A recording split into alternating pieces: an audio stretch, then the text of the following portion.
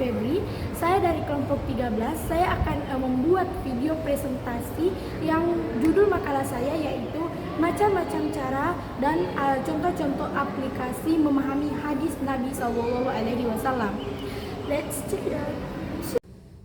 Langsung saja, yaitu pada materi pertama, macam-macam cara memahami hadis Nabi SAW secara tekstual, kontekstual, dan intertekstual. Yang pertama yaitu memahami hadis Nabi SAW secara tekstual. Memahami hadis secara tekstual berarti memahami makna hadis secara harfiah atau sebagaimana tertulis dalam bahasa aslinya. Fokus utama pada teks hadis ini sendiri tanpa mempertimbangkan konteks atau interpretasi lain. Kemudian, cara memahami hadis Nabi SAW secara kontekstual.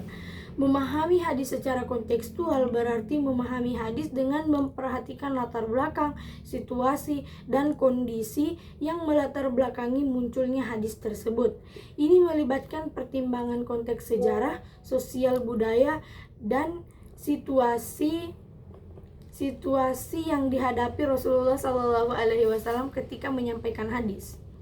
Kemudian yang ketiga yaitu cara memahami hadis Nabi SAW secara intertekstual. Memahami hadis secara intertekstual berarti memahami hadis dengan mempertimbangkan hubungannya dengan teks-teks lain, terutama dengan Al-Quran dan hadis lain yang semakna. Ini melibatkan bagaimana hadis tersebut memberikan penjelasan, penguatan, atau konfirmasi terhadap ayat-ayat Al-Quran atau hadis lain yang relevan. Ya, kemudian yaitu contoh-contoh aplikasi hadis Nabi SAW dalam kehidupan. Hadis ini dapat diaplikasikan dalam berbagai aspek kehidupan.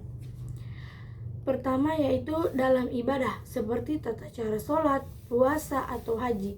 Contohnya yaitu sholatlah kalian sebagaimana kalian melihat aku sholat. Hadis riwayat Bukhari. Dalam akhlak dan adab seperti perintah jujur, sabar, dan tidak menyakiti orang lain. Dan dalam muamalah seperti prinsip keadilan, dalam berdagang larangan riba dan pentingnya amanah. Dan yang terakhir yaitu dalam sosial kemasyarakatan, seperti tolong menolong, menjaga silaturahmi, dan saling menasihati.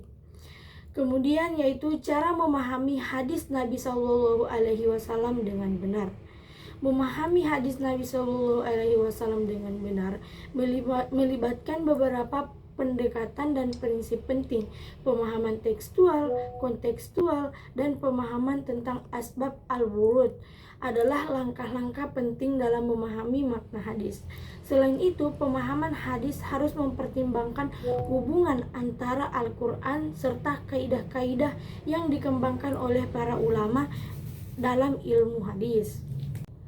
Baik, itulah tadi pemaparan materi saya. Lebih dan kurangnya mohon dimaafkan. Billahi taufiq wal hidayah. Wassalamualaikum warahmatullahi wabarakatuh. Selamat menonton. Terima kasih telah menonton.